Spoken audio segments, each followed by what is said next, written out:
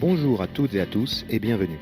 Je suis Mehdi, votre hôte et ex-propriétaire de chambre d'hôte sur l'île de Gozo. Vous écoutez Aventure Chambre d'hôte, le podcast qui part à la rencontre de personnes passionnées et inspirantes qui se sont lancées avec succès dans cette aventure. Pendant l'épisode, on s'invite chez eux pour parler de leur parcours et de leur vision de l'accueil, mais aussi de leur quotidien, leur organisation et leurs conseils. J'espère que ces conversations vous aideront si vous aussi vous souhaitez vous lancer dans cette aventure.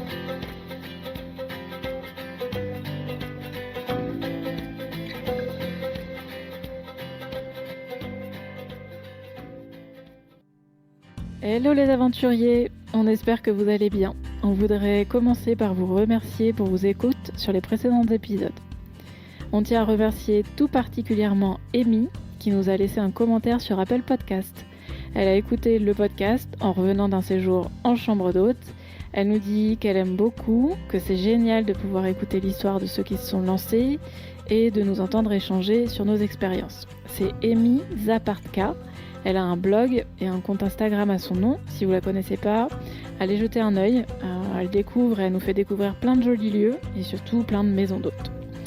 Si vous aussi vous aimez le podcast, n'hésitez pas à partager nos épisodes sur Instagram par exemple, ou à nous mettre un commentaire et un maximum d'étoiles sur Apple Podcast en nous disant par exemple quel épisode vous avez préféré ou quel moment du podcast vous préférez. Ça va nous aider à faire connaître le podcast au plus grand nombre et peut-être à vous faire découvrir des invités toujours plus intéressants. N'oubliez pas, si vous le faites, de laisser votre nom ou celui de votre gîte ou maison d'hôte. Et maintenant, place au 3e épisode. On a adoré découvrir le parcours et l'expérience de Laura, qui est tombée dans l'aventure chambre d'hôte en partant en vacances à Cuba, et qui a décidé de s'installer là-bas et d'y créer sa maison d'hôte. Elle s'est découvert une vocation, et elle va nous raconter aussi comment son aventure continue, dans un autre pays cette fois. Son aventure est passionnante, on s'est beaucoup retrouvé dans la façon d'accueillir de Laura.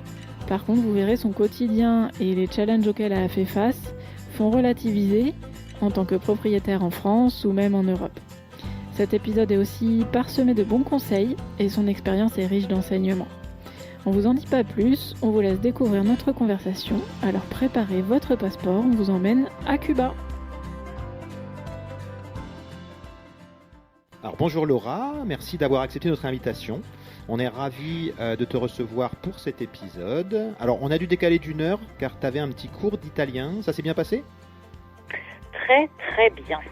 À chaque fois que j'ai un cours d'italien, je me vois déjà en Italie, donc c'est un vrai moment de bonheur. Top. Donc tu veux qu'on fasse l'interview en italien ou non ? Ça risque d'être compliqué. Peut-être pas tout de suite, on en reparlera dans quelques temps. On aura plus de mal que toi en tout cas. Alors Laura, contrairement à nos précédents invités, toi t'es pas actuellement en activité, tu es entre deux projets. Donc comme tout le monde est un peu bloqué en ce moment et qu'on peut pas prendre l'avion, on va voyager avec toi puisque tu vas nous raconter comment tu as créé et géré avec succès une maison d'hôte à Cuba et tu nous raconteras aussi ton prochain projet. Alors d'abord, c'était quoi ta vie avant ton aventure chambre d'hôte ? Alors, ma vie avant ma vie d'hôtesse en chambre d'hôte, j'ai en fait au départ une formation d'assistante sociale complétée par des tas de formations diverses qui m'ont amenée donc quelques années avant Cuba à monter un cabinet d'accompagnement social en entreprise qui existe toujours d'ailleurs aujourd'hui et qui propose des prestations d'accompagnement social pour les salariés et toute une partie accompagnement des salariés en situation de handicap en entreprise. Donc j'ai monté ce cabinet en 2008, voilà. Et puis j'ai toujours beaucoup voyagé, toujours beaucoup aimé ça, et je suis partie en voyage à Cuba avec ma fille. Nous sommes totalement tombés sous le charme de ce pays et à partir de là, une grande aventure a démarré. Okay. Et est-ce que tu te souviens de la première fois où tu as évoqué le projet d'ouvrir des chambres d'hôtes ? Je ne l'avais pas du tout avant ce voyage. Je suis partie à Cuba, c'était un voyage non organisé, donc nous avons pris l'avion avec ma fille et nous avons voyagé en chambre d'hôte. Et ce qui un peu incité et m'a mis la puce à l'oreille. Nous avons fini notre séjour à La Havane chez une Française qui a une maison d'hôtes, Chantal, avec qui on a énormément sympathisé. Et c'est elle qui m'a encouragée en me disant « Mais viens t'installer, je suis la seule maison d'hôtes française à Cuba, il y a de la place, on s'associe, ce serait génial, ça tirait bien. » Donc à partir de là, effectivement, j'ai commencé à réfléchir au projet en sachant que toute ma vie, j'ai eu un peu la bougeotte et que j'ai beaucoup de mal à rester en place. Chez moi, ça a toujours été table d'hôte avec tous les gens de passage, les copains de copains. Donc, j'ai toujours aimé vivre dans la convivialité et j'en ai besoin. Donc, ça me semblait être une prolongation assez logique à mon mode de vie et à mon envie de changement de vie. Tu avais déjà vécu à l'étranger ou non? J'ai déjà vécu en Italie, mais il y a plus de 30 ans. Oui. Ma fille y est née. Donc j'y ai passé 5 ans, j'étais à Rome à l'époque, où j'avais une activité tout à fait classique et banale. J'accompagnais le père de ma fille qui lui est journaliste et avait été nommé à Rome, donc on avait une vie assez sympathique et donc j'ai découvert l'Italie et ensuite déjà tombée amoureuse à cette époque-là d'ailleurs. Donc oui, l'expatriation te faisait pas peur? Non, l'expatriation m'a jamais fait peur. J'ai pas peur de grand-chose, je dois dire. Je sais pas si c'est une qualité ou un gros défaut, donc tout dépend des circonstances. Mais j'ai une curiosité du monde, une curiosité des autres, une curiosité des autres cultures qui fait que je crois que je pourrais aller vivre à peu près n'importe où. Je pense que j'y trouverai de toute façon de l'intérêt et voilà, non, l'expatriation, au contraire. Pour moi, c'est vraiment une source de richesse et c'est vraiment, c'est passionnant pour moi. C'est vraiment passionnant. Et comment tu t'en sortais? Tu parlais en anglais ou donc en Italie, quand tu étais en Italie, tu parlais un petit peu italien? Bon, là, tu es en train de prendre des cours, donc j'imagine que tu parlais pas. Alors si, en Italie, j'avais appris l'italien. Okay. J'étais beaucoup plus jeune, donc forcément, il y a 30 ans. Et je voulais faire les choses bien, je voulais vraiment m'intégrer. Donc je prenais des cours à la fameuse école Dante Alighieri. Et j'ai appris, y compris la grammaire. Donc je parlais très très bien l'italien. La problématique d'aujourd'hui, c'est que pour aller vivre à Cuba, il a fallu que j'oublie l'italien pour apprendre l'espagnol. Parce que ce sont deux langues qui sont quand même relativement proches. Et c'est vraiment pas très très facile. Donc j'ai oublié mon italien pour apprendre l'espagnol et là il faut que je fasse la gymnastique à l'envers. Donc aujourd'hui je parle un langage qui m'est totalement propre, qui est un gros mélange entre l'italien et l'espagnol. Donc voilà, le gros boulot de ma prof aujourd'hui, c'est de me faire oublier l'espagnol, ce qui n'est pas forcément très très simple. J'imagine. Voilà, mais... Et du coup, ça s'est fait en combien de temps entre le moment où tu es partie en voyage et le moment où tu t'es installée? Il s'est passé combien de temps? Il s'est passé un peu plus de 2 ans. Il s'est passé un peu plus de 2 ans parce que c'était quand même une grosse expatriation dans un pays extrêmement compliqué. J'avais donc ma petite entreprise aussi, donc il a fallu que j'envisage le passage de relais en termes de gestion sur ma petite entreprise et puis bien creuser le sujet sur Cuba parce que c'est vraiment un pays très très très particulier, très compliqué et voilà, donc il m'a fallu un petit peu de temps pour être sûr que les choses puissent se faire dans de bonnes conditions. Et puis ensuite trouver une maison, la retaper parce qu'elle était vraiment pas du tout en très bon état. Ce sont en fait 2 appartements que j'ai achetés et que j'ai réunis, faire les travaux et j'ai ouvert ma maison d'hôte en 2015. D'accord. Voilà. Donc tu avais gardé le contact avec cette Française donc, qui était sur place et elle t'a aidé pour gérer cette nouvelle aventure. Oui, tout à fait, ça m'a servi. Oui, tout à fait. Elle m'a donné des conseils et puis présenté des gens et puis expliqué comment fonctionnait ce pays qui est vraiment très très particulier. Alors, pour commencer, est-ce que tu peux nous faire la visite de la maison et du lieu où elle se trouvait? Bien sûr. Alors, la Casa Querida, qui existe toujours, est une maison coloniale qui se situe dans le Vedado, qui est un des quartiers centraux de la Havane. Voilà un quartier qui était un quartier résidentiel où se trouvent beaucoup de jolies maisons coloniales. Et donc cette maison se situe, c'est une maison de 3 étages et la Casa Querida occupait 2 étages, les 2 étages du dessus en fait. Donc c'était 2 appartements que j'ai réunis. Il y a 5 chambres.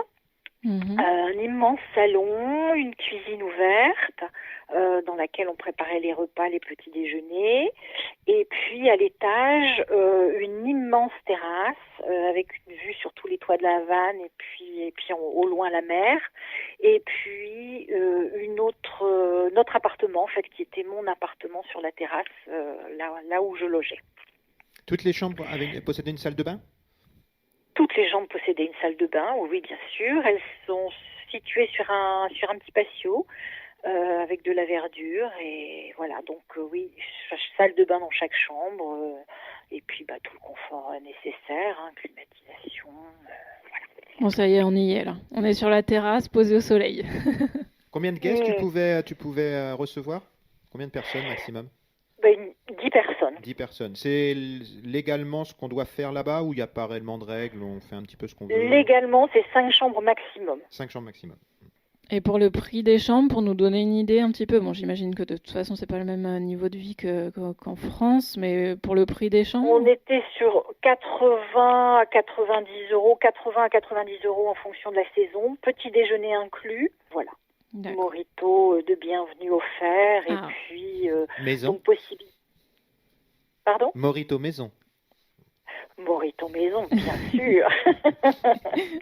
Qui étaient, paraît-il, les meilleurs de la Havane parce que à la Havane, beaucoup de choses coûtent excessivement cher, mais bon, nous, on mettait tout ce qu'il fallait en bon citron vert pressé, en vrai rhum et très peu de glaçons, donc c'était des vrais mojitos.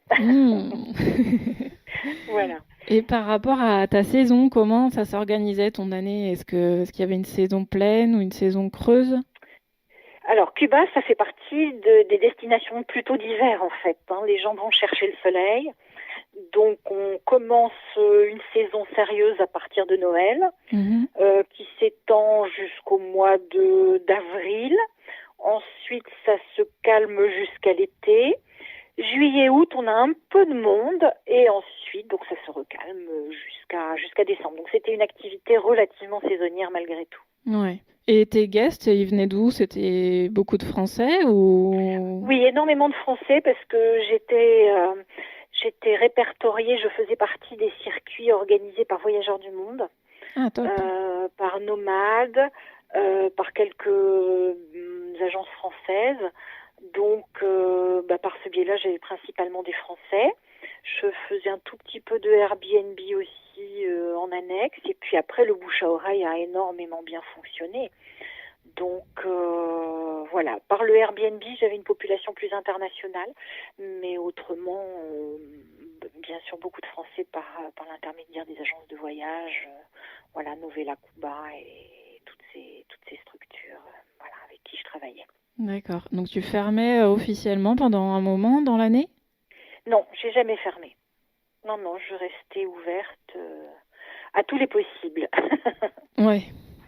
Et donc tu avais l'appartement en haut avec une grande terrasse. Donc tu vivais dans la maison. Voilà, j'étais juste à l'étage au-dessus, mais voilà, mon appartement donnait sur la terrasse, les portes étaient toujours ouvertes, donc les gens venaient me voir, bien évidemment, dès qu'ils avaient besoin de quoi que ce soit. Et voilà, j'étais avec eux du matin, surtout jusqu'au soir d'ailleurs. Le soir est un moment très important parce que c'est là que les gens arrivent, donc ils ont pris l'avion en général toute la journée, ils arrivent le soir tard, ils se posent, donc je leur offrais un mojito de bienvenue sur la terrasse et puis c'était un premier moment d'échange et de contact extrêmement important, notamment pour eux, parce qu'en général ils avaient énormément de questions sur le pays, sur le système politique, sur la façon de vivre des gens. C'est un pays qui interpelle énormément, c'est un pays très très atypique. Donc Donc voilà, c'était toujours un grand moment d'échange. Et puis les autres soirées, comme je faisais table d'hôte à la demande, souvent on passait beaucoup de temps aussi à dîner ensemble et puis à discuter. Voilà, donc tu partageais les espaces communs. Tu avais ta propre cuisine, ton propre salon dans l'appartement que tu partageais avec les 5 chambres, ou ils avaient un espace à eux, un espace cuisine à eux, où tout était ouvert, tu partageais tout? Non, je partageais tout en fait. Moi, mon espace à moi, c'était un espace où je dormais exclusivement. Même quand je devais cuisiner, je cuisinais en bas en fait. Dans la partie guest, il y avait une grande cuisine ouverte qui donnait notamment sur le salon et la salle à manger. En fait, le principe, c'était la maison était construite autour d'un patio, donc les gens pouvaient tourner complètement dans cet espace et donc passer des chambres, faire le tour des chambres, arriver dans le salon, la partie salle à manger, passer par la cuisine et pouvaient ressortir dans le patio et retrouver les chambres. Okay. Donc cet espace cuisine, c'était vraiment un espace ouvert où les gens pouvaient venir demander une boisson s'ils le souhaitaient, où ils voyaient la préparation des petits déjeuners, ils me voyaient moi préparer le dîner. Et voilà, donc c'était vraiment une maison très ouverte, j'ai vraiment souhaité à pouvoir être dans l'échange. Pour moi, c'est vraiment l'essentiel d'une maison d'hôte, c'est de pouvoir échanger avec les gens. Autrement, c'est un hôtel, mais c'est plus une maison d'hôte. Donc, j'étais vraiment très attentive à ces moments avec eux. Les petits déjeuners, j'étais là aussi parce que c'est pareil. En général, ils partaient en excursion le matin, donc il fallait que je puisse proposer éventuellement tous les services annexes, à savoir trouver un taxi, trouver un guide. Je proposais des massages pour les retours de fin de journée, bon, voilà, tous ces moments-là, je tenais vraiment à être présente pour pouvoir accueillir au sens littéral du terme mes clients en fait. Et j'ai toujours fait comme j'aurais aimé qu'on fasse pour moi. Donc, exactement. Ouais. Je me suis toujours mis, je n'ai jamais oublié que j'étais voyageuse moi aussi, et je me suis toujours mis dans la peau d'un voyageur, et j'ai essayé d'apporter ce qui me semblait pour moi important. Très bon état d'esprit, c'est comme ça qu'il faut faire. Ouais. J'ai essayé. Et est-ce que toutes les chambres d'hôtes à la Havane fonctionnaient comme la tienne ? Alors oui, les maisons d'hôtes fonctionnent comme la mienne, mais il faut quand même savoir que nous sommes très peu d'étrangers, notamment d'Européens, vivant à Cuba. Cuba, c'est un pays extrêmement particulier qui ne voit pas d'un bon œil l'installation d'entreprises individuelles, qui ne voit pas d'un bon œil l'installation d'étrangers à Cuba. Les règles administratives sont extrêmement compliquées et drastique. Donc, partant de là, les autres maisons fonctionnaient bien évidemment comme moi. Les maisons, les casas particulars, comme on les appelle à Cuba, donc les maisons d'hôtes, quand elles sont tenues par des Cubains, sont pas forcément sur le même principe, dans la mesure où on n'a pas les mêmes notions de ce qu'est l'accueil, de la notion de partage de repas. C'est des choses que ils ne font pas en fait. Ils ne font pas. Donc ils peuvent proposer table d'hôte, mais ils ne mangent pas avec les autres, ils n'accueillent pas de la même façon. D'accord. Donc pour se faire une idée, il y avait quoi, une dizaine de maisons d'hôtes à la Havane qui fonctionnaient comme la tienne? Oui, je pense qu'en termes de maisons d'hôtes de Français, on doit être 3, et puis étrangers, enfin européens, il y en a peut-être, on peut dire une vingtaine au grand maximum, oui. Ok, donc acheter une maison, pour acheter la maison, pour acheter les appartements, faire tes travaux, ça n'a pas été, c'est pas trop compliqué, ça c'est faisable. Ce qui est plus compliqué, c'est à partir du moment où tu veux créer une société, ça c'est beaucoup plus compliqué? Non, même l'achat d'une maison est compliqué, même pas possible. Donc, pour pouvoir acheter une maison à Cuba, il faut avoir la résidence. Pour avoir la résidence, il faut être marié, et marié depuis très longtemps avec un Cubain. Donc, pour pouvoir acheter, il faut détourner la loi. Donc, c'est un petit peu compliqué. Il faut trouver un prête-nom qui achète, et un prête-nom qui soit sûr. Donc, c'est extrêmement compliqué, extrêmement risqué, en sachant qu'il n'y a pas de marché de l'immobilier. Donc, c'est de la grande aventure. Cuba, c'est vraiment de la grande aventure. Après, l'entreprise individuelle n'existe que depuis quelques années et est extrêmement contrôlée et pas très bien vue. Donc c'est vraiment de la très très grande aventure, Cuba. Ça reste quand même un pays, c'est une dictature, c'est un pays communiste, très peu ouvert, extrêmement contrôlant. Donc il y a beaucoup de risques, il y a quand même énormément de risques. Ok. Donc oui, tu as pris des gros risques alors. T'es C'est pas parti un à pays l'aventure. facile. Ah oui, c'est vraiment pas un pays facile. C'est un pays qui manque de tout en plus. Donc c'est vrai que la gestion des petits déjeuners était extrêmement, c'était un sport. Ouais. Faire la tournée des quelques magasins pour essayer de trouver du beurre, trouver du pain, trouver des matières premières, c'est extrêmement compliqué.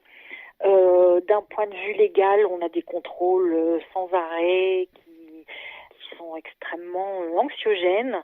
Le fait de ne pas pouvoir être propriétaire de sa maison, c'est pas non plus quelque chose de très simple. Donc c'est un pays compliqué, vraiment compliqué. Ok. Mais Alors, c'est ce qui a rendu l'expérience passionnante en même temps. ouais. Et par chance, j'y suis arrivée et j'en suis heureuse. Mais c'est vraiment un pays. Il faut faire très très attention à Cuba. Il faut le mériter. Très à part. Il faut le mériter. Mais c'est quelque chose que il y a encore des choses à faire. Tu le conseilles ou tu penses que quelqu'un qui veut se lancer ou un couple qui veut se lancer là-bas, c'est faisable? Il y a des choses à faire ou Il y a énormément de choses à faire. Tout est à faire. Tout est à faire. Tout est à faire, mais aujourd'hui, je pense que ça n'est pas possible de le faire. D'accord, ça serait Donc, moi, très compliqué. Il faut attendre que Cuba se détende un peu, s'ouvre à un moment ou à un autre, et qu'on puisse ne serait-ce qu'acheter en notre nom une maison. Là, ça rendra les choses davantage possibles. Pour le reste, il faut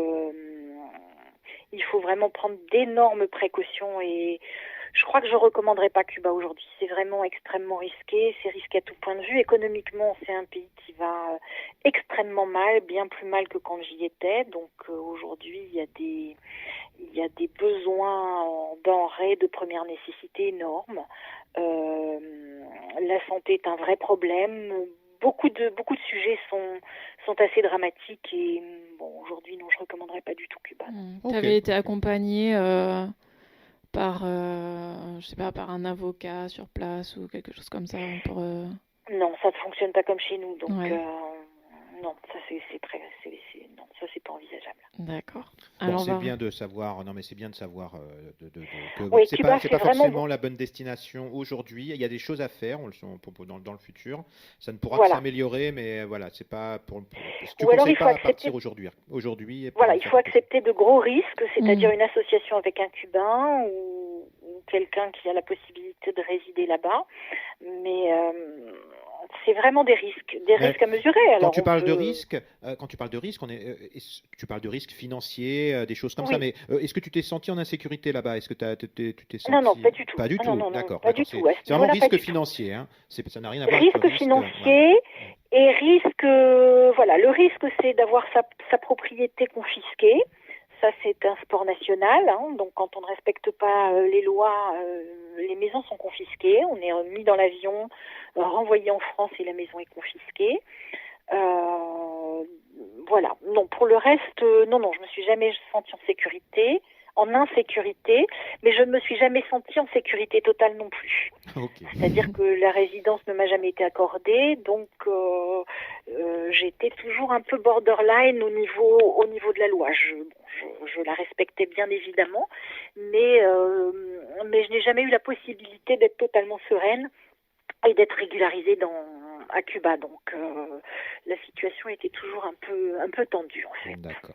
Mais tu le savais. La Française que tu avais financier, oui. La Française que tu avais rencontrée donc avec déjà ces chambres d'hôtes était dans la même situation que toi quand tu as ouvert. C'est pareil ou elle était mariée elle avec un Cubain, elle était installée? Alors elle s'est mariée avec un Cubain il y a très longtemps, hein, donc elle a eu la possibilité elle d'obtenir la résidence et du coup de récupérer son titre de propriété. Donc elle était dans une situation beaucoup plus confortable.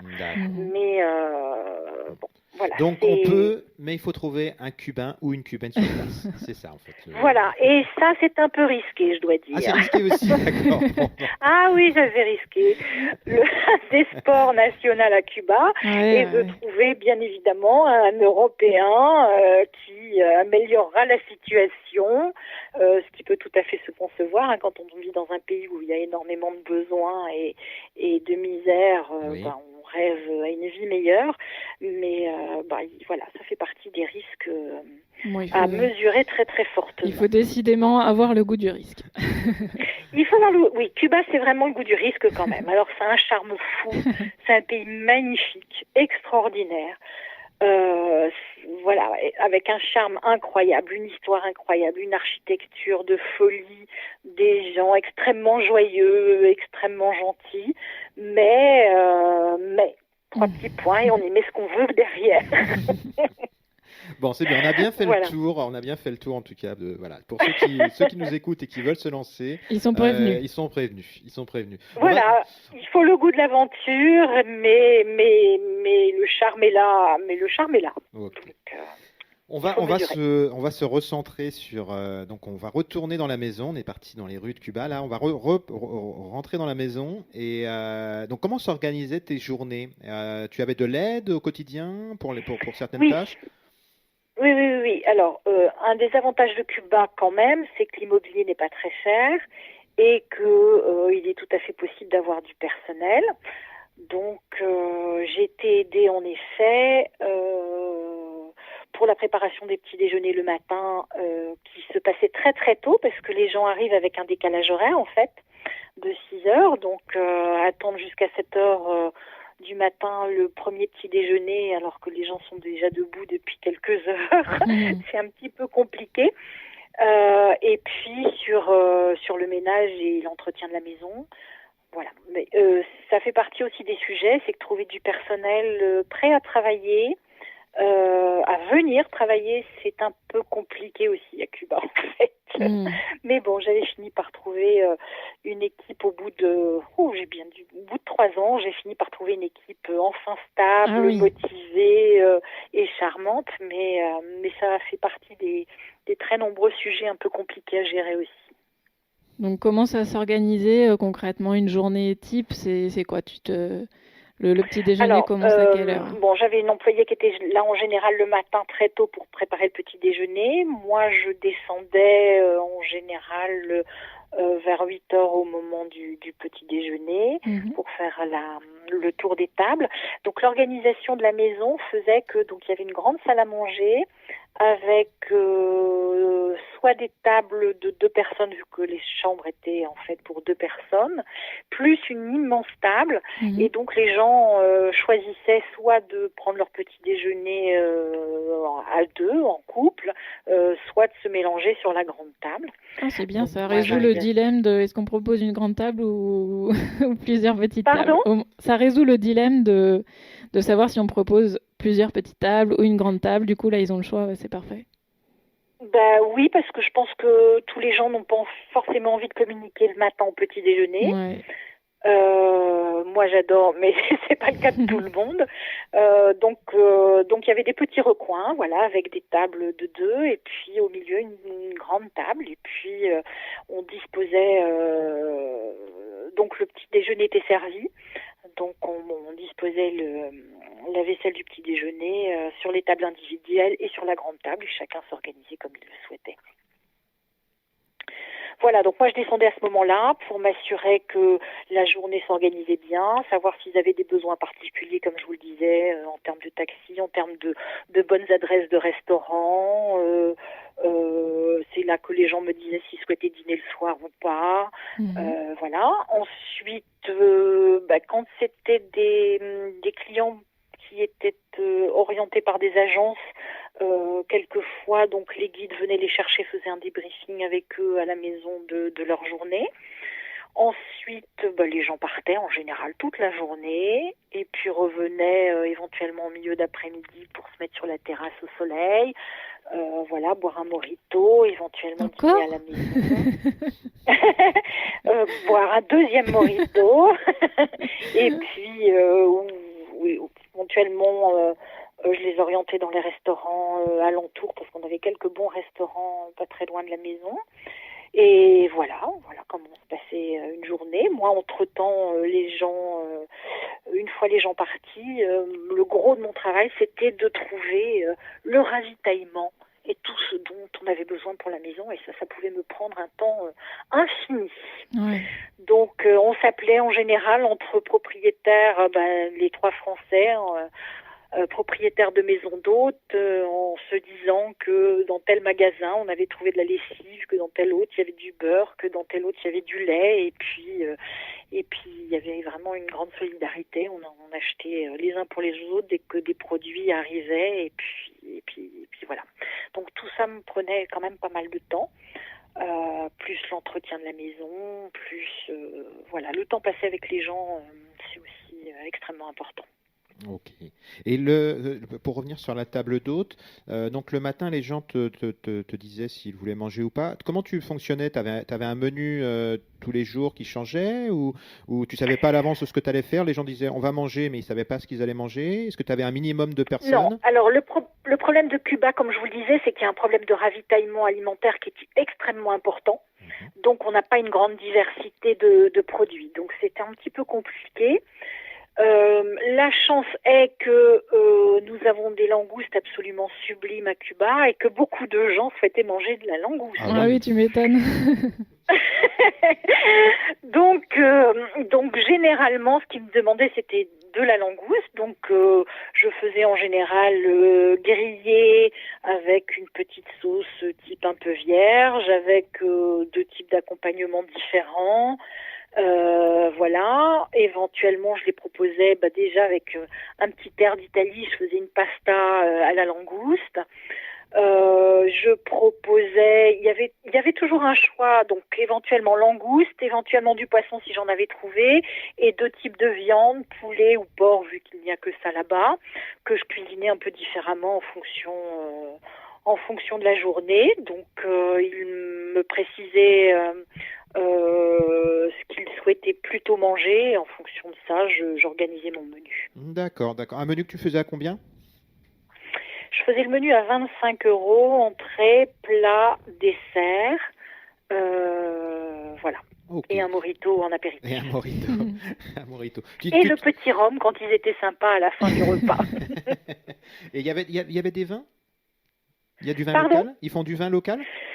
Alors, localement, il n'y a pas de vin. Par contre, il y a quelques vins qui sont importés du Chili ou d'Argentine qui sont pas trop mal. Ok, oui, c'est vrai, les vins chiliens sont très bons. Il y a des vins chiliens qui sont très bons. Alors, je pense qu'à Cuba, on n'avait pas les meilleurs, dans la mesure où les Cubains sont pas du tout amateurs de vin. Donc, je pense que c'est pas un pays d'exportation très intéressant pour le Chili, l'Argentine. Mais on arrivait à trouver quelques vins qui étaient relativement corrects. Okay. Donc, par contre, toute une gamme de rhum, bien évidemment. Ah oui. Donc, dégustation de rhum, dégustation de cigares. Donc, je vendais des cigares à la maison aussi. Enfin, bon, voilà, ça faisait partie. Puis, j'avais monté aussi une petite boutique à l'intérieur de la maison. J'avais une vitrine avec un peu d'artisanat, notamment des bijoux en argent extrêmement jolis qui font à partir de couverts en argent, qui sont retravaillés. Enfin, bon, voilà, il y avait... Tu faisais du dépôt, tu faisais comme du dépôt-vente, tu travaillais avec les locaux et ils déposaient leurs articles dans ton magasin?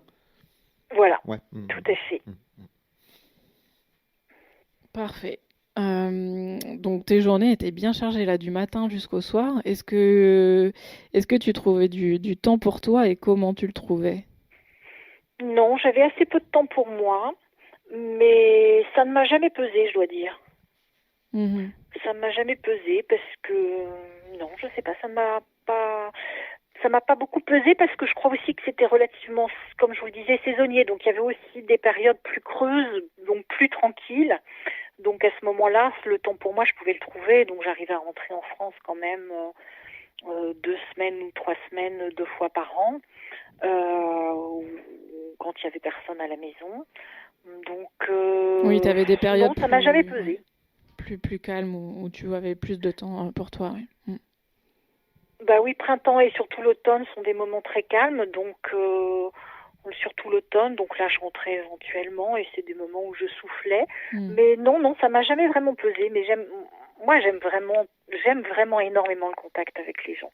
Je veux dire que j'ai fait des rencontres vraiment magnifiques de gens vraiment sympas qui continuent à me donner des nouvelles, à me suivre, qui attendent la prochaine maison.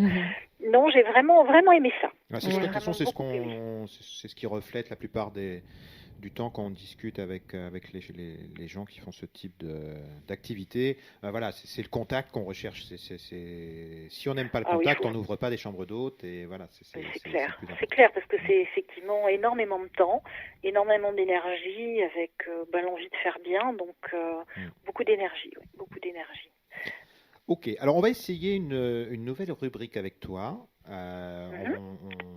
Pour essayer vu que le but de notre podcast, c'est aussi de donner des trucs et astuces à ceux qui aimeraient se lancer ou ceux qui sont déjà en activité. Donc, on va essayer une petite rubrique trucs et astuces. Donc, on va te poser des questions. Tu nous donnes une ou deux astuces. Si t'as pas. C'est pas grave. Voilà, c'est pour voir si tu peux nous donner un petit peu voilà, des astuces ou des trucs sur ces questions-là. Alors, je te pose la première question. Donc, une astuce pour l'accueil des guests. Est-ce que tu as une ou deux astuces pour l'accueil des guests? Alors, l'accueil des guests, moi je pense qu'il est extrêmement important de réussir le jour de leur arrivée à passer un moment avec eux, que ce soit autour d'un petit apéro ou d'un café, mais je pense que c'est vraiment important de s'asseoir, d'essayer de cerner leurs désirs, leurs envies, leur façon de vivre pour coller au mieux à leurs attentes. Je valide l'astuce. Ouais, j'aime bien. À Caro. Alors, est-ce que tu aurais une ou deux astuces pour le petit-déj ou le moment du petit-déj? Le moment du petit-déj, je pense qu'il faut respecter les envies de chacun, entre ceux qui ont le souhait d'un partage et d'une convivialité dès le café et ceux qui souhaitent des moments de tranquillité, le temps d'émerger de leur sommeil et qui souhaitent pouvoir petit déjeuner tranquillement. Je pense que c'est important de respecter ça. Ok. Une petite astuce pour que les gens se sentent bien. Pensez. Petite astuce pour que les gens se sentent bien, faire exactement comme on aimerait que l'on fasse pour nous. Parfait. Est-ce que tu as une ou deux astuces déco? J'imagine qu'à Cuba, c'était compliqué, mais en même temps, je sais pas, dis-nous. Ah non, Cuba, ça n'est pas compliqué du tout.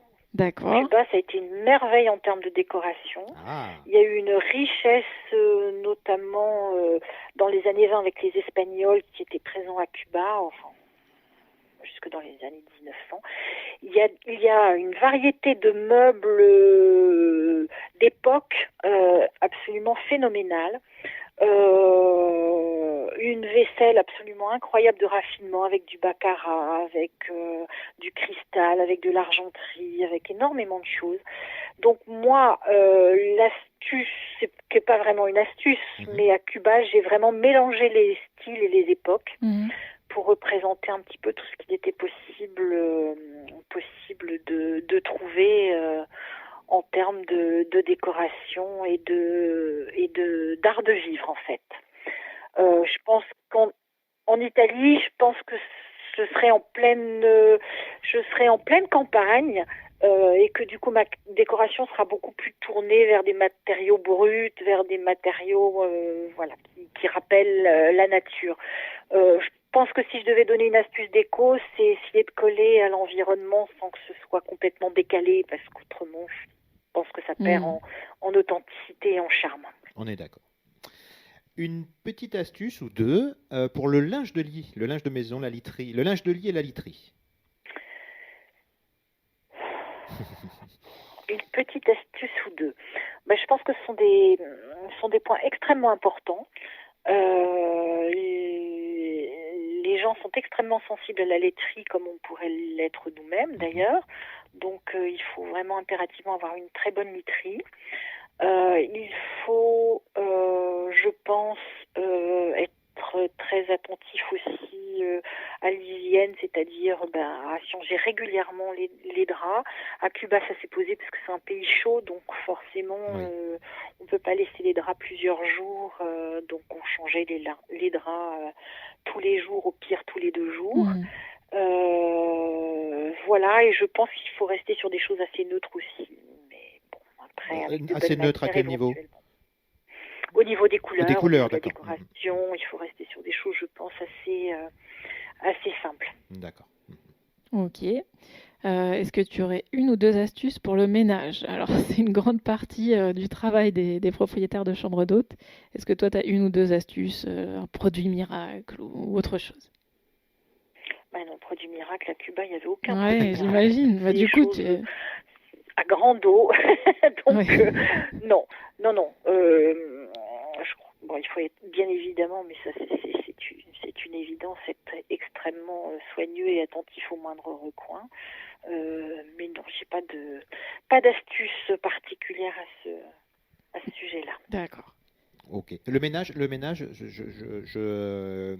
comment ça se passait le ménage? Vous passiez dans les chambres tous les jours, passiez, tous les jours, un petit ménage et un grand ménage quand les gens repartaient. Tout à fait. Ok.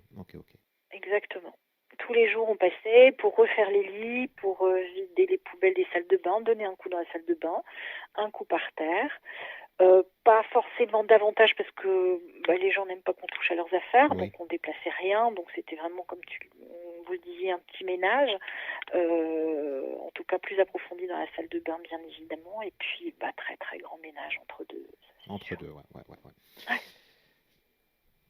Est-ce que tu as enfin 1 ou 2 astuces pour optimiser ton temps?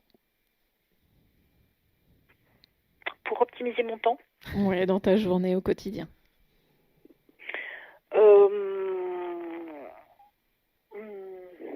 Non, je ne crois pas.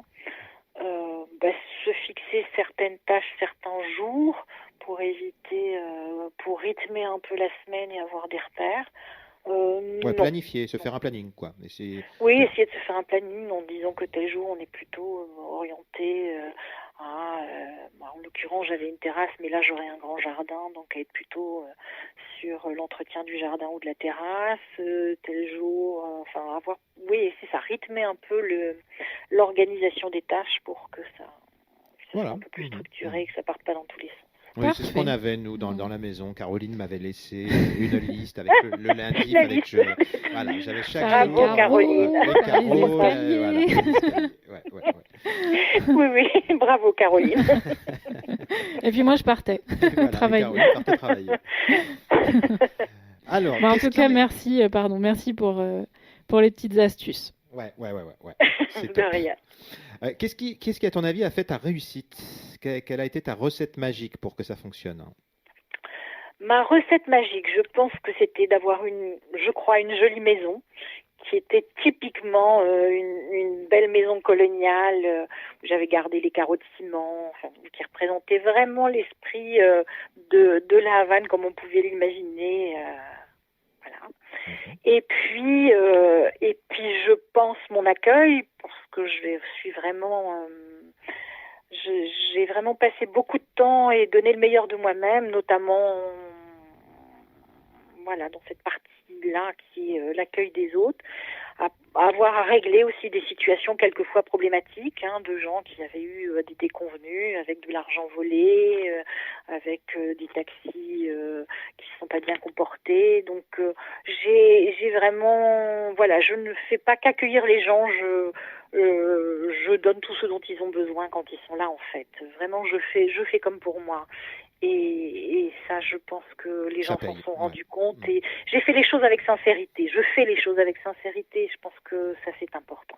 Okay. C'est vraiment ce qui ressort dans les commentaires, en tout cas, qu'on a pu lire des guests qui sont venus chez toi. Ouais. Et quelle a été ta plus grande satisfaction? Ma plus grande satisfaction, c'est d'avoir réussi cette aventure qui était quand même extrêmement compliquée. Je l'ai réussi, j'en garde des souvenirs merveilleux. J'ai permis à des Cubains aussi de pouvoir vivre un peu mieux, voilà, en travaillant chez moi, en les faisant travailler en province aussi quand j'envoyais des clients dans d'autres casas particulières tenues par des Cubains. Voilà, je suis vraiment très heureuse de cette aventure. Je suis très heureuse des rencontres que j'ai faites, et c'est bien pour ça que je suis très pressée de pouvoir démarrer une autre aventure. Ok. Et qu'est-ce que tu as trouvé le plus difficile? Ce que j'ai trouvé le plus difficile, je crois que c'était le contexte cubain en fait. Le plus difficile, ça a été toute cette lourdeur administrative. Ce que tu disais tout à l'heure. Toute cette insécurité, voilà. C'est vraiment, pour moi, le plus difficile a été ça. Pour le reste, au quotidien, non, vraiment aucune difficulté. J'ai adoré. Top. Bon, du coup, tu es resté combien de temps là-bas, alors, au total? Donc, j'ai passé 5 ans à Cuba. 5 ans. Et qu'est-ce qui fait que tu es partie et que tu as décidé de démarrer un autre projet de chambre d'hôte? Alors, je suis partie, je n'avais pas décidé de partir, en fait. Puis, j'ai eu une opportunité avec un couple suisse-cubain qui m'a proposé de m'acheter la maison, ce qui était une très grande opportunité parce qu'il n'y a aucun marché de l'immobilier. Donc c'est un petit peu compliqué pour vendre. Par ailleurs, il fallait forcément que ce soit un couple avec un Cubain pour qu'il puisse acheter, et qui plus est avec une Européenne, ce qui m'a permis d'être payée en Europe, parce que être payée en monnaie locale, ça voulait dire rien du tout. En fait, la monnaie locale ne vaut absolument rien en dehors de Cuba. Donc c'est de l'argent dont on ne peut absolument rien faire. Le change est extrêmement compliqué.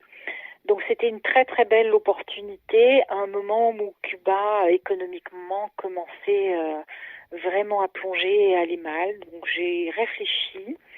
Au regard de ce qu'on vient de se dire, pour moi les difficultés étaient vraiment plutôt de l'ordre et venait plutôt du fait que j'étais en insécurité d'un point de vue financier administratif. Donc en réfléchissant à tout ça, je me suis dit que c'était une opportunité que je ne pouvais pas laisser passer au risque de perdre ma maison. Et effectivement, j'ai décidé de céder ma maison voilà, à ce jeune couple qui l'a reprise, et voilà, mais qui malheureusement l'a reprise avec le Covid qui est arrivé 6 mois après, qui du coup ne travaille pas depuis. D'accord, ils ont repris et ils ont gardé donc l'activité chambre d'hôte. Bon, là, Ils ont le tout Covid, gardé. Mais bon, on leur souhaite que ça va redémarrer de toute façon, mais bon. Donc ils ont laissé l'activité. Ils ont laissé l'activité. Ils ont laissé l'activité, ils ont gardé le même personnel, donc le service est le même. Voilà, donc c'est effectivement, je souhaite pour nous tous d'ailleurs qu'à un moment ou à un autre, tout ça puisse reprendre dans de bonnes conditions. Parfait. Alors je vais te demander comment tu as choisi ton prochain pays. Est-ce que tu as fait comme Lucette? Est-ce que tu as fait tourner le globe? Je ne sais pas si tu te rappelles de cette publicité pour le loto là. Est-ce que tu as fait tourner le globe et mis ton doigt au pif sur un pays, ou tu savais déjà où tu allais partir? Non, je ne savais pas du tout où j'allais partir. Alors, ce que je savais, c'est que je voulais continuer ce type d'activité vraiment qui me passionne et qui me nourrit. C'est au-delà de ça. C'est vraiment... J'en ai besoin. Là, je suis en Bretagne plus isolée. Vraiment, ça va pas. Ça me manque terriblement. On le sent depuis le début de l'interview là. On sent que tu aimais ce que tu faisais. Tu aimes ce que tu fais. Oui, je suis pas un animal solitaire du tout. Moi, je suis vraiment... Non, ça c'est pas pour moi. Donc, je suis rentrée, je me suis dit, bon, où pourrais-je aller? Donc, j'ai tourné un peu en sachant que j'avais un budget qui n'est pas énorme non plus. Je rêvais un peu aux îles espagnoles, mais donc mon budget ne me le permettait pas très clairement. Ce sont vraiment des destinations extrêmement chères. J'ai pensé à la Grèce parce que je suis aussi une grande amoureuse de la mer, mais la Grèce, je ne me voyais pas apprendre le grec, et je ne me vois pas vivre dans un pays où je ne parle pas la langue pour et ne pas pouvoir échanger avec les gens qui m'entourent, c'est pour moi pas du tout envisageable. Et puis j'ai repensé avec nostalgie à mes années en Italie, en ayant encore des amis à Rome d'ailleurs. Je suis partie les voir à Rome et je me suis souvenu qu'en fait, quand je vivais à Rome, j'avais adoré les Pouilles. Donc je suis partie dans les Pouilles, me balader 2 fois et je suis retombée amoureuse de cette région du sud de l'Italie et je me suis dit que voilà, j'avais trouvé l'endroit où je souhaitais éventuellement me poser à nouveau. Donc j'y suis retournée 2 ou 3 fois, chercher des maisons, regarder un peu, enquêter, et puis j'ai fini par trouver ma maison il y a 1 an maintenant. Ok. Est-ce que tu as pensé faire la même chose en France ou pour toi il y a plus d'avantages à le faire à l'étranger? Moi, en France, ça me paraît complètement impossible. L'immobilier est excessivement cher. Les contraintes administratives, non, en France. Et puis, je n'aime plus vivre en France. Ouais. Je n'aime plus vivre en France. J'adore vivre à l'étranger. Je trouve que on est secoué tout le temps dans nos certitudes, on est tout le temps en ouverture à découvrir, à penser autrement. Moi, j'aime vraiment, vraiment ça, quoi. J'aime vraiment ça. C'est une stimulation perpétuelle de vivre à l'étranger. On va pas dire le contraire, vu que nous on habite à l'étranger, mais on oui, est expatriés aussi. Ouais. Alors, les étapes pour t'organiser, là. Alors, comment tu prépares ton prochain projet? Tu connais l'ouverture? Comment ça se passe? On en est où? Alors, on en est où? Donc, j'ai signé un compromis de vente en janvier de l'année dernière sur une très jolie maison de campagne sur laquelle il y a pas mal de travaux à faire. Je devais aller signer l'achat définitif au mois de mars. J'y suis allée. Et 2 jours après mon arrivée, l'Italie a baissé le rideau et imposé le confinement. Donc, le notaire n'a pas pu me recevoir pour la signature. Donc, je suis partie sans avoir signé. Je n'ai pu retourner en Italie qu'au mois de septembre. Donc, j'ai signé l'acte définitif de l'achat de ma maison au mois de septembre. J'en ai profité pour trouver un architecte au regard des circonstances, parce que sur Cuba, j'ai tout fait seule, en fait. Et puis là, je me suis dit qu'entre le Covid et puis le fait d'être éloignée, ne pouvant pas vivre sur place dans l'immédiat, c'était quand même plus prudent. Donc, j'ai trouvé un architecte qui m'organise notamment tout le dossier administratif, parce que dans les Pouilles, dans le sud de l'Italie, il y a des possibilités d'obtenir des subventions pour rénover des habitats traditionnels. Donc je vais essayer d'en profiter pour obtenir une aide à la rénovation de cette maison. Donc le dossier est un petit peu lourd à monter, donc on en est vraiment exactement là. Le projet est terminé, on s'est mis d'accord sur la restructuration de la maison, sur l'aménagement de la maison. Et normalement, la demande de permis de rénover doit être déposée lundi. Ensuite, il faut attendre 2 mois pour avoir l'autorisation et pouvoir démarrer les travaux. Donc ensuite, ce sont 6 à 8 mois de travaux. Ça veut dire que j'aurai la maison prête en fin d'année. D'accord. Sachant que c'est la Méditerranée, peut-être qu'il faut prévoir un petit peu plus, non? Ou l'architecte est confiant? Pardon, j'ai pas compris. Oui, non, sachant que c'est la Méditerranée, on prévoit toujours un petit peu plus pour les travaux. Nous, on habite à Malte, on connaît. Ouais. Bien sûr. Même moi, bien sûr, il y a toujours une marge nécessaire, ne serait-ce que pour réajuster après sur des choses qu'on n'avait pas forcément prévues, mais oui, bien sûr. Mais en général, en Italie, toi ayant vécu en Italie, c'est carré ou on est vraiment dans le sud? Comme disait Caroline, nous sur Malte, si d'ici 6 mois, on est dans 1 an, quoi. Il faut être vigilant, ça c'est sûr. C'est le sud de l'Italie, il faut être vigilant. Et puis en termes on se rend compte que le rapport au temps n'est pas du tout le même.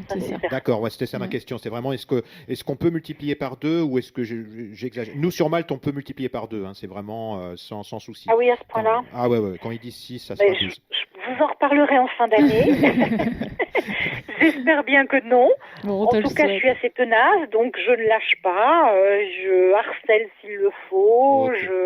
Je suis extrêmement vigilante. C'était plus, pas sur ton projet, mais dans l'ensemble en Italie, vu que tu as vécu en Italie, est-ce que voilà, on est en Méditerranée, donc bon, c'est à la cool ou est-ce que en général c'est respecté?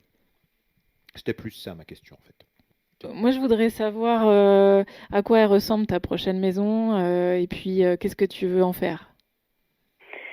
Alors, ma prochaine maison, c'est ce qu'on appelle un trullo. Donc, c'est les maisons traditionnelles du sud de l'Italie qui ont des toits en forme de cône Ah oui, je vois. en pierre.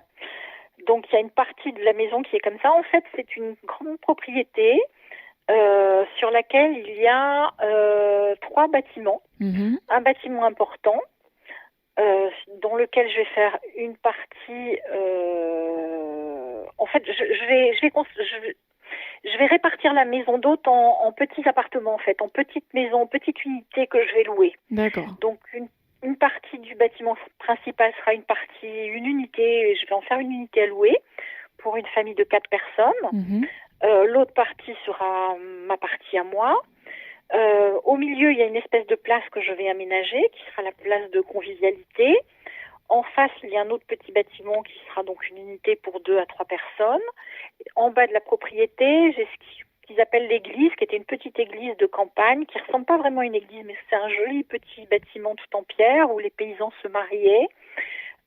Et donc ça, ce sera une autre unité locative aussi. Je vais donc y construire une piscine parce qu'il fait chaud, Mhm. donc vivre sans piscine là-bas, c'est vraiment pas idéal. Et puis la formule sera à peu près la même. Alors, la différence près, il y aura une mini cuisine dans chaque unité Mhm. pour que les gens puissent se faire à manger s'ils le souhaitent. Dans la mesure où il y a un immense jardin, une piscine, je me dis que les gens auront peut-être aussi envie de se poser à la maison et pas forcément partir en vadrouille toute la journée comme ils le faisaient à Cuba. Il y aura une grande cuisine d'extérieur dont ils pourront profiter, que moi je pourrais utiliser le soir aussi, pour proposer à nouveau de faire table d'hôte. Ça vraiment j'aime. Donc le soir je me mettrai au fourneau pour ceux qui le souhaiteront. Voilà, Bon, l'idée c'est de cuisiner bien évidemment à chaque fois les produits locaux et voilà. Si j'y arrive, peut-être avoir mon potager aussi et être un peu autonome d'un point de vue verdure en tout cas. Voilà, peut-être proposer à la location des vélos électriques parce qu'on est sur une région où il y a une espèce de coulée verte qui permet de faire une très très belle balade en vélo qui peut mener jusqu'à la mer. Voilà, ça va. Ça donne envie. Ok. Tu pars plus sur un esprit gîte alors du coup là. C'est Entre pas les tout deux. à fait le vide parce que je serai là, parce Mhm. que j'espère que les petits déjeuners se prendront sur la place tous ensemble, que le soir il y aura de la convivialité avec cette table d'hôte. Dans un gîte, t'as pas forcément de table Mhm. d'hôte. Là, j'y tiens vraiment parce que je veux partager avec les gens. Et puis, une fois que je serai bien implantée, j'espère aussi éventuellement monter des petits événements un peu artistiques. J'aime beaucoup la photo, j'aime la musique. Donc, je ne sais pas à quoi je vais arriver. Je le faisais un peu à Cuba, ça. Mhm. J'exposais assez régulièrement un ami graphiste. Je faisais venir des groupes de musique. J'essayais vraiment d'animer cette maison et j'espère que là-bas, j'arriverai à la même chose. Bah, c'est top, ça a l'air d'être un beau projet, hein. Bon, de Ouais, toute ça me façon, fait rêver en tout on cas. se tiendra au courant. Nous aussi. Hein. Avec grand plaisir. Quel conseil donnerais-tu à ceux qui voudraient se lancer dans l'aventure chambre d'hôte? Alors que ce soit surtout toi avec ton bagage, tes bagages, que ce soit à l'étranger ou voilà. Quel conseil tu donnerais? Moi, je pense que le premier des conseils, c'est vraiment de se poser la question de pourquoi je veux monter de chambre d'hôte. Quelles sont mes motivations réelles et profondes. Je crois vraiment que si on n'aime pas les gens, si on n'aime pas la rencontre, si on n'aime pas le partage, si on n'est pas prêt à lâcher de son espace personnel, c'est compliqué d'avoir une maison d'hôte parce que c'est vraiment... ça prend beaucoup de soi, ça prend beaucoup de temps, ça prend beaucoup d'énergie. Et c'est la question que vous me posiez tout à l'heure, savoir comment j'arrivais moi à me garder du temps. C'est pas toujours possible de se garder du temps. Donc il faut vraiment être prêt à à être envahi, mais envahi de façon extrêmement sympathique et positive si la motivation est la rencontre. D'accord, bah merci. On va arriver à la fin de cette conversation. Est-ce que toi, tu souhaites parler de quelque chose qu'on n'a pas évoqué encore?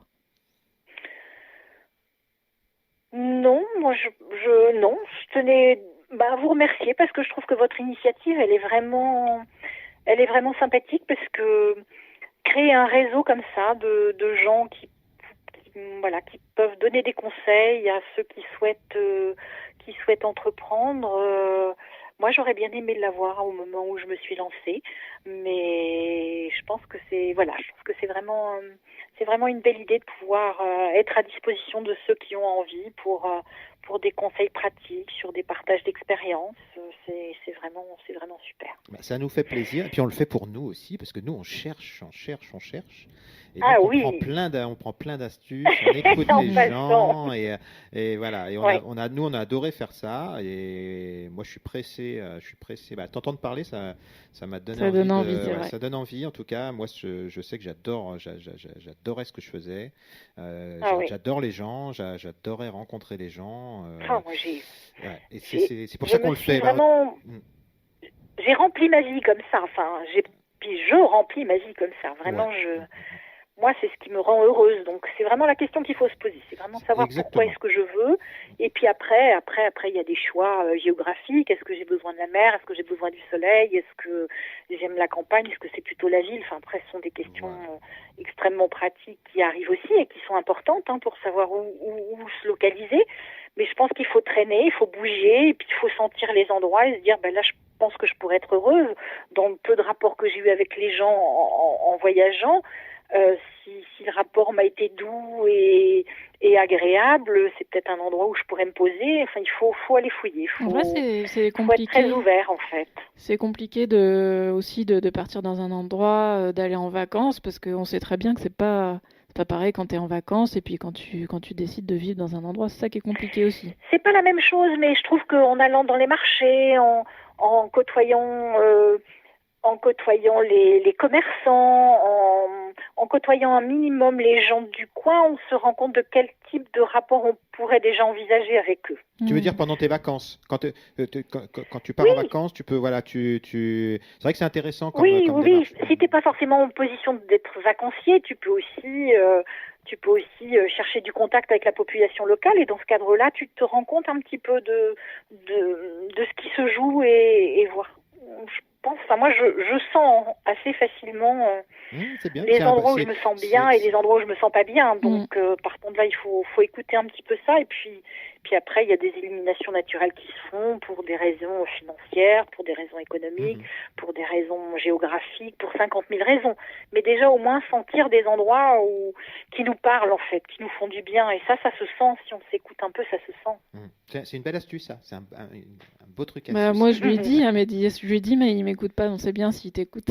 Alors, non, mais moi, je suis d'accord avec toi. Tu vois ce que tu as dit tout à l'heure. Par contre, j'étais à 100% d'accord avec toi. Je suis pas forcément fan de rentrer en France. Voilà, donc bon. C'est un autre sujet. C'est un autre sujet. C'est compliqué. On en reparlera après. Moi, je suis comme toi parce que je me dis, on peut aller en vacances et puis sentir un endroit. Il y a des endroits où on est allé, on se sentait bien en vacances.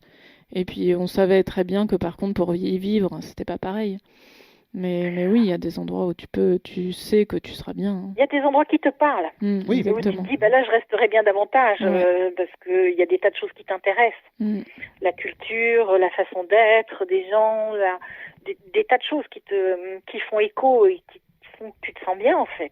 C'est les choses nouvelles. Je pense que moi, en tout cas, c'est les choses nouvelles qui, à chaque fois qu'on est parti en vacances à l'étranger, quand je pars en Asie, j'ai envie d'acheter des chambres d'hôtes en Asie. Quand on part aux Canaries, j'ai envie d'acheter aux Canaries. À chaque fois que je pars, c'est un peu pareil. Mais en France, je suis allée au Cambodge l'année dernière avec ma fille, j'ai acheté au Cambodge. On a envie d'acheter partout. Alors que c'est une culture qui n'est pas très proche de la mienne, qui ne me parle pas beaucoup, mais j'ai été malgré tout totalement séduite et moi, je crois que je suis assez capable de vivre dans plein d'endroits, en fait. Mais bon. Et puis il y a plein de choses. Comme tu disais tout à l'heure, on peut apporter plein de choses. Moi, à chaque fois que je pars comme ça dans des pays, quand on part dans des pays, on se dit il manque ça, c'est dommage, ils n'ont pas fait ça sur l'accueil, ou il nous a manqué quelque chose. On se dit parce qu'on pense toujours ça, on est sûr d'être les meilleurs. C'est ça. Mais voilà, je me dis, je pourrais apporter quelque chose là. On aurait des guests, on aurait des gens. Donc c'est exactement. C'est compliqué, mais bon, on a débordé sur le sujet. On va passer à des questions rapides. Alors, comme son nom l'indique, c'est des questions rapides, donc il faut répondre rapidement. Pas forcément rapidement, une question flash, tu vois, donc il faut répondre, il ne faut pas développer. Voilà, sans réfléchir. D'accord. Alors, première question, donc alors on va partir du principe que quand tu avais les chambres d'hôtes à Cuba, parce que c'est des questions qui sont axées sur la vie dans la chambre d'hôte. Donc, quelle était ton heure de lever et de coucher? Lever 7h30, coucher minuit, 1h.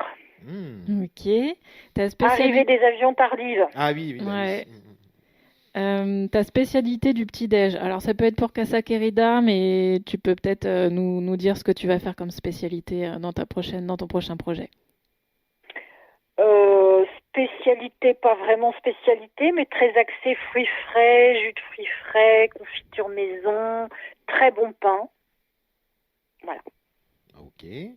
L'heure du check-in et du check-out. Les arrivées, les départs. À Cuba? Ouais. Check-out en général avant midi. Check-in pas d'heure dans la mesure où avion, longue destination, des retards possibles. En général, les avions arrivaient vers 10h, donc ça faisait arriver à la maison vers 11h, 11h30 le soir, voire davantage en cas de retard. Ouais, c'est difficile. Ouais. Et pour le prochain, tu sais déjà comment tu feras ou pour l'instant c'est trop tôt? Le prochain, non, je crois que les check-in, je suis assez ouverte en fait. Les check-out, c'est plus compliqué parce qu'il faut pouvoir gérer le ménage avant les entrées. Exactement. Donc les check-out, ça c'est clair que c'est forcément le matin, ce qui n'empêche pas d'être un peu souple à pouvoir garder des bagages et ce qui s'ensuit. Mais en check-out le matin, ça c'est sûr, check-in, je suis très ouverte. Ok. D'accord. Est-ce que tu tutoies ou vous vois tes guests? Je vous vois. Ok. Le moment de la journée que tu préfères? L'arrivée des guests le soir, avec le partage du mojito sur la terrasse. Tu vas en faire en Italie des mojitos? Non, ce ne serait peut-être pas des mojitos, mais je vais trouver d'autres choses. Le cocktail des poules. Je pourrais en faire, bien sûr, mais un mojito n'a la saveur de Cuba qu'à Cuba, quoi. Exactement. Télé ou pas télé dans les chambres? Pas télé. Pareil pour l'Italie, ce sera la même chose? Oui, je pense. Est-ce que tu prenais le temps de faire des siestes de réparatrice? Oui. Oui. Nécessaire. La première chose que tu fais une fois la saison finie? Une fois la saison finie, remettre la maison en état et prendre du temps pour moi. Ok. Et en vacances, tu es plutôt chambre d'hôte ou hôtel? Chambre d'hôte. Et enfin, dernière question, ta définition de la maison d'hôte? La maison d'hôte, c'est un autre chez moi qui n'est pas chez moi. C'est un endroit de détente absolue, c'est un cocon confortable et joyeux. Parfait. Merci Laura. On a hâte de découvrir ta maison en Italie et on te souhaite plein de belles choses. À bientôt. Je vous remercie infiniment. Je vous y espère dès que ce sera possible. Et merci infiniment pour votre initiative. Merci Laura. À bientôt. À bientôt. Au revoir. Merci d'avoir écouté cet épisode jusqu'au bout. Merci beaucoup à Laura d'avoir partagé ses aventures avec nous. On lui souhaite bonne chance pour les travaux qui devraient débuter très bientôt. On vous tiendra informé de son projet. Si vous avez aimé cet épisode, vous pouvez le partager sur les réseaux sociaux. Vous pouvez aussi vous abonner au podcast et nous laisser un commentaire et 5 étoiles pour nous encourager à poursuivre l'aventure Chambre d'hôte. Pour finir, n'hésitez pas à nous recommander des propriétaires intéressants et inspirants que vous aimeriez écouter sur ce podcast. Vous pouvez le faire via notre site internet ou directement sur notre compte Instagram @aventure chambre d'hôte. À très bientôt pour un prochain podcast.